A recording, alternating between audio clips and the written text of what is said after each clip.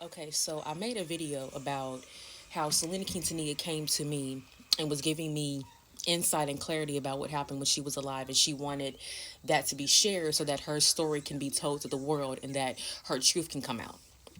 Well, another celebrity came to me to talk about her and her daughter, Whitney Houston. Yes, the Queen came to me because she wants the world to know about what happened with her story. Now, this first part, I'm going to state the obvious. Everyone knew that they killed Whitney. That everyone knew that. But she's basically just confirming it, saying that she was drugged, and she kind of passed away like Marilyn Monroe, where basically they drugged her and she had an overdose while she was laying in her bed, because Marilyn Monroe was found in her bed face down. They found they found Whitney Houston laying in her bed the same exact way, face down. But they knew that because Marilyn Monroe passed away like that, and that's how she was found. They didn't want for Whitney Houston to be found the same way, because then that'd be skeptical. That would be like, people would start raising red flags about that. So what they did is they came into her hotel room. They found her face down on her bed, deceased, and they placed her in the bathtub and made it seem as if she drowned in her bathtub or had an overdose in her bathtub, when that didn't even happen. She was dead before she was even in the bathtub, is what she wants the world to know. Now, Whitney also feels that she died before her time. She felt like she wasn't supposed to go then. She thought she was going to be able to live longer and live until she was old and elderly. What she wanted is she wanted to watch her daughter grow up. She wanted to watch her daughter start having children and have grandchildren. That's what Whitney wanted to see. But unfortunately, that didn't happen. Now, the thing that happened with her daughter, and this is the part that I had to keep asking Whitney, like, do you really want, because I was literally having a conversation with her. You know what I'm saying? Like, I'm a psychic medium, so I can have conversations with people in the spirit realm. But anyway, I'm having a conversation with Whitney, and I'm like, are you sure you want me to say this about your daughter? Like, are you sure this is what she wants? And her mom was saying, yes, this is what she wants. Whitney is saying, yes, this is what she wants. This is what Bobby Christina wants. Bobby Christina tried to commit suicide. She tried to commit suicide because she couldn't live with herself. She couldn't live her life without her mom. I'm sorry to say it like that. Sorry. She couldn't live her life without her mom. She couldn't live without her mom. She was devastated. She was so hurt, so depressed, and like she couldn't get past her own grieving, that she just couldn't imagine living her the rest of her life without her mom.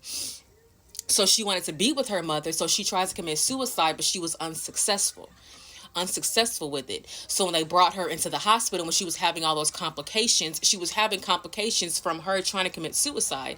That's where they put her on life support, and that's where she was living out the rest of her days of her life until she passed away, because she passed away from all those complications and when they took her off life support. But that's really the reason of what happened with Bobby Christina. She tried to commit suicide. And that's what she wants the world to know. She wants the world to know how much she loved her mother and how much she couldn't live without her mother, because that's the route she was going to take. Hold on. Okay, another thing she wants the world to know, Whitney wants the world to know, is that it's not Bobby Brown's fault about what happened to Bobby Christina. Bobby Christina wasn't even living with her dad at the time, wasn't around her dad. She was living in her mom's house when that all happened. And basically people were trying to blame Bobby Brown for it, saying like, you were supposed to be watching your daughter, you're supposed to be taking care of your daughter, paying attention to her, watching her, doing all that kind of stuff, making it sound like it was his fault. But it wasn't his fault, because she wasn't around him. She wasn't talking to him. She wasn't letting him know what was going on with her. She wasn't letting her dad know how hurt she was, how much she was grieving. She wasn't really dealing with him. Now they have their own relationship. We're not going to get into detail about that, but she was more closer to her mom than she was to her dad. And she was just so devastated with all of her grieving that she kind of pushed her dad away and didn't really want her dad around her, because she just wanted to just be in her grieving. All she wanted was her mom, and her dad is not her mom. All she wanted was her mom. So that's why she was, in that state of grieving for so long. But it wasn't Bobby Brown's fault. He was completely unaware of the struggle she was going through during those last phase of her life. Okay, so another thing that Whitney wants the world to know is that at a certain point of her life, like after she made Sparkle, that was like her last little hoorah of her singing, because she was tired of singing. Yes, she can sing, and her voice was always there, but she got tired of singing after a while. She wanted to basically retire her career of being a singer, and basically Sparkle was like her retirement movie.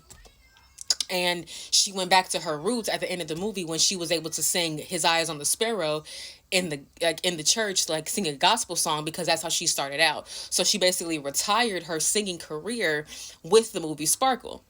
That's how she retired, basically. She was tired of singing, but she wasn't tired of living. She still wanted to live. She still wanted to live. And basically, when the tabloids found out about her wanting to retire her singing career, they're like, why don't we just take you out then? Because if you're not going to be here and help us make some money and we can profit off of you, then why don't we just go ahead and just get rid of you? And they thought also wanted to profit off of her death as well, by knowing that her sales were going to go up, her albums were going to go up, because a lot of people were going to be wanting to buy her, purchase her music, stream her music, doing all of that kind of stuff once she passed away. So people wanted to profit off of her death as well, because she's Whitney Houston. And she doesn't like that, because she's like, they basically killed me off for some fucking money. Oh, that's her words. She's like, they killed me off for some fucking money. How dare they do that? And she's upset about it, because her life was taken for that. Like I said, they still live on. They're just living on in the spiritual realm, and they're able to watch what's going on in the physical realm, and they're able to connect with people that can connect with people in the spiritual realm. So yeah, that's what's going on with Whitney. That's what she wanted the world to know, and nothing else. That's it.